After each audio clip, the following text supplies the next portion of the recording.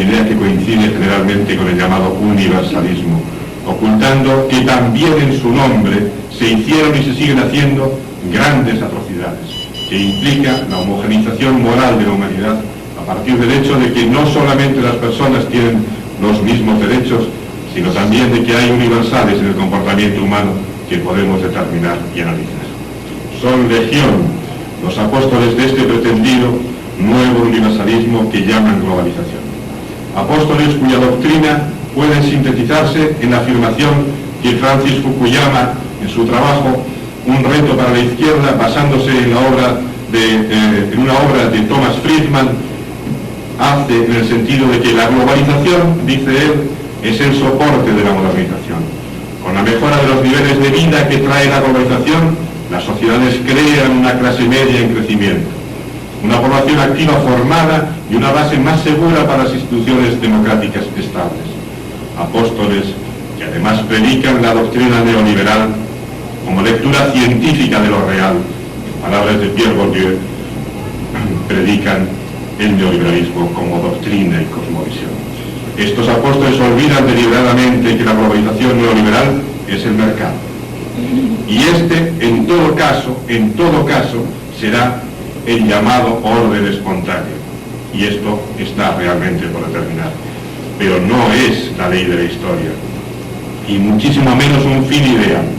Es simplemente, como dice Leca, un mecanismo ideológico desligado de todo sentido de justicia. Olvidan conscientemente que lo humano se ha convertido en la única instancia de referencia, y como la humanidad inmanente a sí misma ha ocupado el vacío que ha dejado la muerte de Dios, lo humano ahora reina solo, pero ya no tiene una razón final.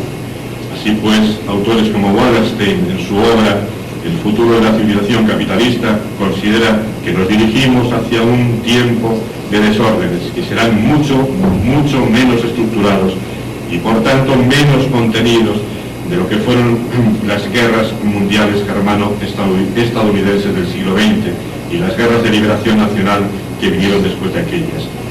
Desde el momento en el que ya no cree que el individuo omnipotente es el sujeto de la historia, la gente ha comenzado a buscar protección de los diversos grupos, y el nuevo tema geocultural ya ha sido proclamado.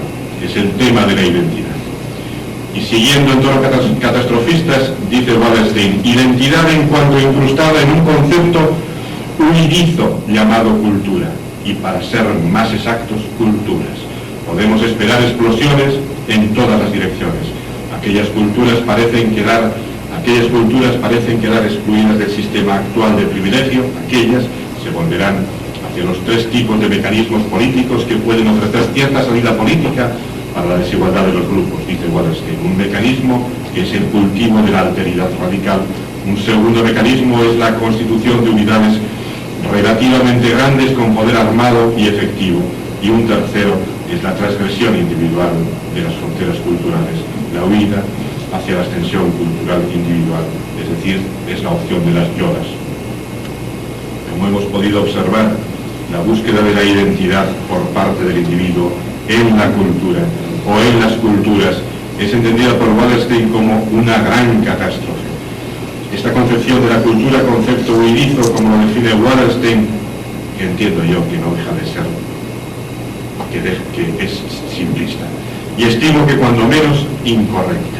Precisamente las culturas de los pueblos son el producto de la relación diaria del hombre con sus conciudadanos, y en un ámbito sociopolítico concreto, o si se quiere de otra manera, es el conjunto de comprensiones compartidas por un grupo acerca del mundo y de la vida. Y no hay nada más real que esto. Estas singularidades no son forzosamente violentas, aunque muchas veces así se las presentan, aunque realmente hay que reconocer que también lo son de vez en cuando. En el seno de ellas aparece de vez en cuando la violencia y se expresa a través del detestable y abominable fenómeno terrorista, que algunos han pretendido explicar, no tanto justificar, pero sí explicar, como la venganza a todas las culturas singulares que han pagado con su desaparición la instauración de ese único poder mundial. En un trabajo titulado La violencia de la globalización, Jean Baudrillard, refiriéndose de forma específica a la actual globalización, globalización, dice, frente a ese poder homogeneizador y disolvente, aparecen en todas partes unas fuerzas heterogéneas, no solo diferentes, sino también antagonistas.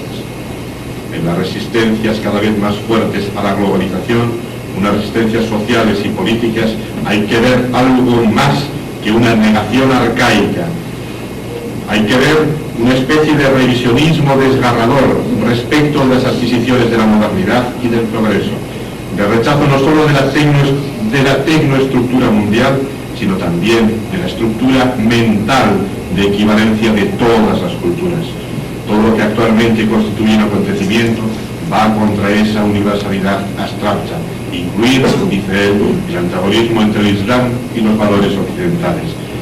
El hecho de que sea él, el Islam, que nos pone en entredicho de forma más vehemente, le convierte hoy en el principal enemigo. Yo iría más lejos todavía, porque estimo que es precisamente el desideratum del universalismo lo que constituye, a la luz de la experiencia de los últimos 500 años, el verdadero concepto huidizo, utilizando la terminología de Wallerstein en el marco del cosmos capitalista, en términos de Maxwell. La promesa de lo universal jamás se cumplió. Ahora, la misión de Occidente, o más bien la del ex-Occidente, puesto que desde hace mucho tiempo ya no tiene valores propios, es someter por todos los medios a las múltiples culturas a la ley atroz de la equivalencia.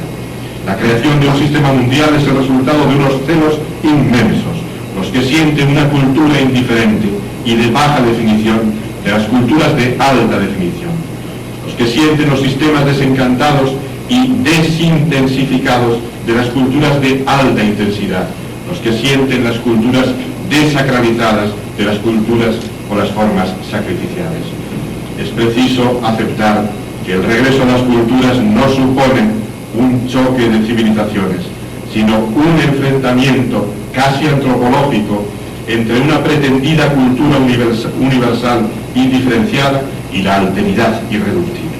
Es, en definitiva, la respuesta del hombre a la decepción que ha supuesto la promesa de liberación espiritual y material de la Reforma en aras de lo universal, no materializada precisamente a lo largo de la civilización capitalista. Esta promesa hizo creer al hombre, hizo creer al individuo su condición de protagonista, omnipotente y sujeto esencial de la historia. Y hemos visto que tal promesa no solamente no se ha cumplido, sino que al final de la aventura de los 5 siglos, desarrollada en el marco de la civilización capitalista, el hombre se encuentra tan encadenado como en el inicio. La única diferencia estriba en que esta vez no está atado a unas estructuras resultado de un orden divino, sino en su condición de individuo consumidor en un marco ordenado por el nuevo Dios mercado. Y en este sentido, la vuelta a las culturas no puede entenderse como algo trágico o involutivo en el proceso de maduración y liberación del individuo a lo largo de la historia, sino debe entenderse como el regreso al depósito axiológico en el que puede encontrar de nuevo su identidad perdida, tras la ilusión frustrada por la no consecución de la libertad individual absoluta en un mundo en el que los valores universales al final se transformaron en las cadenas del mercado. Entiendo que la vuelta a las culturas no va a ser algo definitivo, una meta final, sino simplemente la posibilidad, quizás la última, que el individuo tenga de reidentificarse para iniciar la definitiva marcha hacia la libertad. Hace algún tiempo escribía al hilo de la construcción de Europa que la nueva Europa será la Europa sin fronteras, la Europa de las culturas asentada sobre el nuevo concepto de legitimidad, ya no político sino cultural, en sintonía con la racionalidad económica, que no tiene como premisas la universalidad y la uniformidad abstractas, sino la pluralidad y las diferencias reales. En el mismo sentido, Carrillo, Manuel María Carrillo y Dominique Bolton, dos investigadores franceses, en el año 2000, por un manifiesto de la diversidad cultural, decían: solo la Europa de la cultura creará pacientemente ese cimiento a menudo invisible, pero indispensable, que religa el conjunto de los hombres de una colectividad y les da el